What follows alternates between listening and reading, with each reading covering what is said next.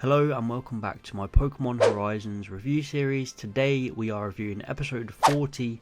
Let's get started and I hope you enjoy. So it looks like the gang are still in this desert where Doc caught Tinkertink making repairs to the ship. So while they're stopped there, Liko and Roy decide to get in some battle training, which was pretty cool.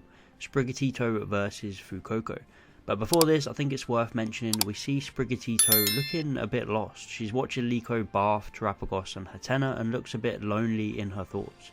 And this just gets worse as the battle happens because Sprigatito ends up using her signature giant leafage, and because of some Terapagos shenanigans getting in the way, it ends up hitting Liko and she falls and sprains her wrist, which sets up the major plot of this episode as Sprigatito feels horrible. She feels that she has hurt her best friend. This was some big stuff to kick off this episode.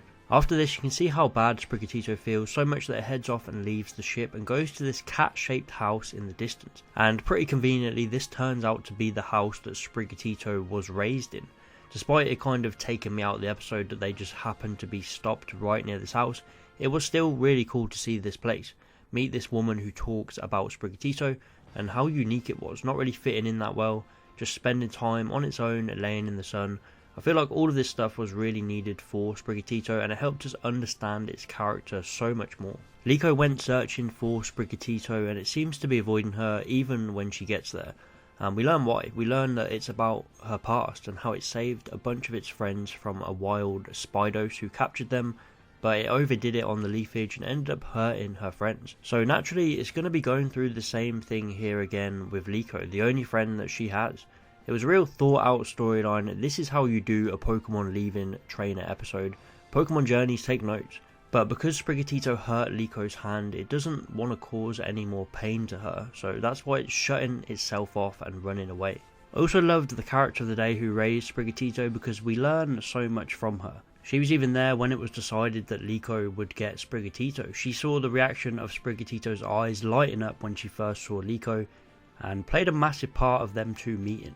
I love this because I remember when she first got Sprigatito and I was kind of confused about how quick it all happened and it was just kind of given to her with no real connection or choice, but this just adds a little more depth to that decision 39 episodes later, which I can appreciate. So the episode comes to its climax again when another Spidops appears and captures Terapagos and Hatenna, and once again Sprigatito has to save its friends and is scared to fire off that massive leafage, but the bond with Liko helps it pull through, and yes, finally, Sprigatito learns a new damn move.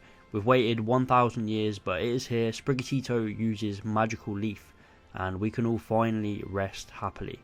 This was just so cool. It was the perfect episode to do it, and although the wait was really frustrating, it paid off in the end. Liko heads back to the ship with Sprigatito and has a battle with Roy again, impressing everyone with her new move. And the battle looked a bit better than their usual slogfest, but I just hope this is a sign of things to come and we start to see both of these get a bit stronger in battle. But it feels like I'm just repeating myself with that. But they both have the means to do so now, with Fuecoco and Sprigatito both having pretty decent movesets. But this was just a fantastic episode, one of the best in Horizons so far. It added so many layers to Liko and Sprigatito's bond. I feel like an evolution could have worked, but still, we needed this kind of episode. And then the evolution, when it does eventually come, it'll be more earned. And I just loved how they touched on Sprigatito's past here and actually showed why she is the way she is, scared of hurting her friends. It was the last piece of the jigsaw that we needed, and we understand this Pokemon so much more now. So hats off to Horizons for this one, they nailed it. And I'm going to give this episode a rating of 9 out of 10. Let me know what you thought. What is your rating out of 10? Please like and subscribe if you enjoyed, and I'll see you next time.